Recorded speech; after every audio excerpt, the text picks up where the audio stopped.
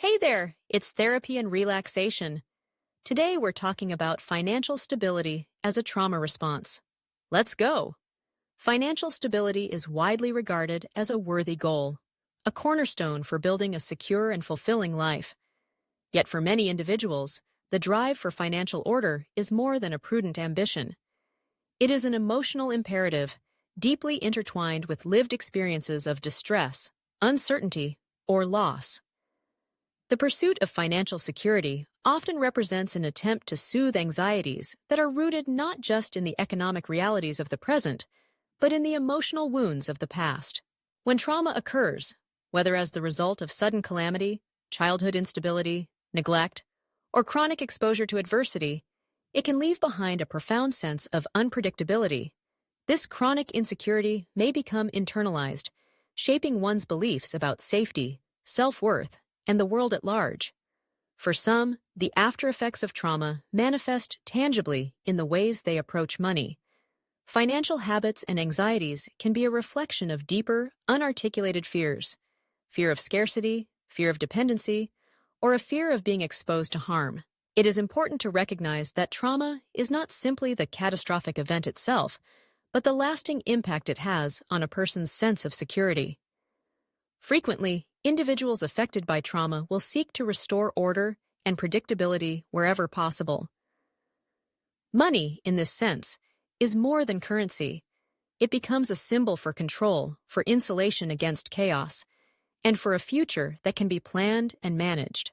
Consider the individual who grew up in a household where resources were unreliable, where parents struggled to pay rent, where food scarcity was routine, or where adults argued bitterly about bills. This person may develop an abiding need to save, to labor relentlessly, or to monitor every expense, even when their financial circumstances no longer demand it. What they seek is not simply comfort or prosperity, but a reassurance, a buffer against the dread of vulnerability that was seeded in childhood. On the other hand, some trauma survivors might respond to past financial chaos with avoidance or impulsivity. For them, the act of budgeting or saving becomes a painful reminder of events they cannot control or memories they wish to forget. This can give rise to cycles of excessive spending, denial of financial problems, or oscillation between frugal restraint and binge purchases. It is, therefore, crucial to understand that financial behaviors are often coping strategies adapted to deal with stress or deep-seated anxieties. These behaviors are not moral failings or simple habits. They are adaptive responses to emotional pain. If unchecked, however, this reliance on financial control can lead to chronic anxiety, exhaustion, or strained relationships, as one's sense of stability becomes contingent upon external circumstances that are never fully within one's grasp. Recognizing the connection between financial stability and trauma is the first step toward meaningful change. Awareness allows individuals to see their financial habits not as isolated quirks, but as part of a larger pattern that carries emotional history within it. Self-reflection, ideally supported by professional guidance, can help untangle the threads that link money to memories, revealing how present-day anxieties may be driven by past events. A helpful starting point is to reflect on your earliest memories about money. Ask yourself what messages were conveyed about finances, either explicitly or through family behaviors. Was money spoken about with fear? Was it a source of shame, secrecy, or tension? Did you experience direct deprivation or witness loved ones make sacrifices for basic needs? These memories often lie just beneath the surface and can profoundly shape adult experiences. Next, observe your relationship with money today. Do you constantly worry about losing your job, even when your position is stable? Do you avoid checking your bank balance, or do you track every expense to the point of exhaustion? Do you feel guilty for spending on yourself, or find yourself justifying every purchase? Noticing these patterns, without judgment, can reveal which behaviors are driven by practical needs and which may be attempts to manage underlying emotional distress. Once you have identified the patterns, consider how they serve you. Do they provide immediate relief, but at the cost of longer-term well-being? For example, does your vigilance about spending mean you deprive yourself of experiences or rest? Or does your avoidance delay important financial decisions, inviting additional stress?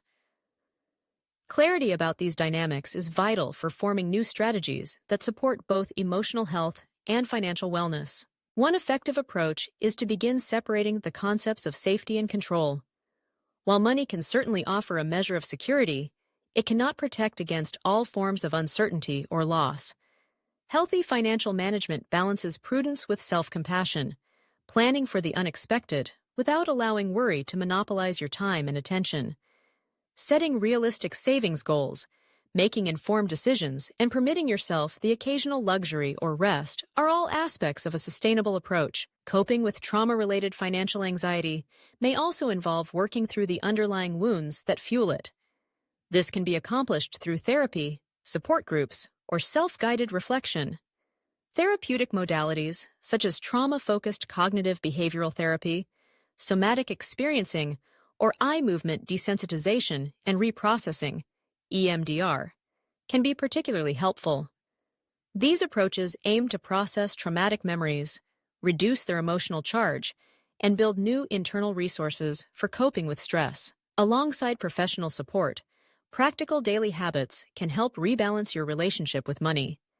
Mindfulness techniques, such as grounding exercises or mindful spending, encourage you to check in with your body and emotions before making financial decisions. Ask yourself, am I spending to satisfy a practical need or to soothe anxiety? Am I saving in response to real risks or out of habit rooted in old fears? Raising awareness of your emotional state helps create space for conscious choice rather than automatic reaction. Building a supportive community is another valuable strategy. Financial fears often thrive in isolation, and shame about one's circumstances can be a barrier to seeking help. Sharing your fears and goals with trusted friends, family, or a financial advisor can provide practical advice and emotional support. It can also challenge the belief that you must manage these anxieties alone. Community resources, such as credit counseling, educational workshops, or support groups for trauma survivors, can offer specialized guidance as well. Perhaps most importantly, it is vital to practice self-forgiveness and patience. Trauma recovery is not a linear process, and long-standing financial behaviors do not change overnight. There will likely be setbacks, moments of regression, and days when anxiety resurfaces. Rather than responding with self-criticism, remind yourself that these are learned patterns, designed to keep you safe. With consistent effort, reflection, and support, new patterns can be established that serve your present self, rather than perpetuating old pain. For those supporting someone who struggles with financial stability as a trauma response, empathy and understanding are essential. Recognize that what may appear as excessive caution or irrational behavior often reflects a history of unpredictability or pain. Offer validation, encourage open dialogue, and avoid judgment. Facilitating access to both financial and psychological resources can empower trauma survivors to regain balance, autonomy, and ultimately, peace of mind. Financial stability, at its core, is a laudable aim. Managed thoughtfully, it provides the grounding necessary for individuals and families to envision and realize their goals. Problems arise not from the desire for security itself, but from the unexamined link between financial order and unresolved emotional distress. By naming this connection and actively addressing the wounds beneath it, individuals can transform their approach to money. The goal becomes not simply accruing wealth or tightening budgets, but fostering an authentic sense of safety and sufficiency that arises from within. Breaking free from the cycle of trauma-driven financial anxiety is a journey. It requires acknowledgement of the past, compassion for the self, and willingness to experiment with new ways of thinking and behaving. By integrating financial planning with healing practices, survivors of trauma can build a foundation that honors both their history and their inherent resilience. In doing so, they move from surviving to thriving, from seeking shelter and monetary stability to finding empowerment and possibility in the full spectrum of their lives. Thanks for sticking around. Don't forget to subscribe us and check out therapyandrelaxation.com for more. See you tomorrow.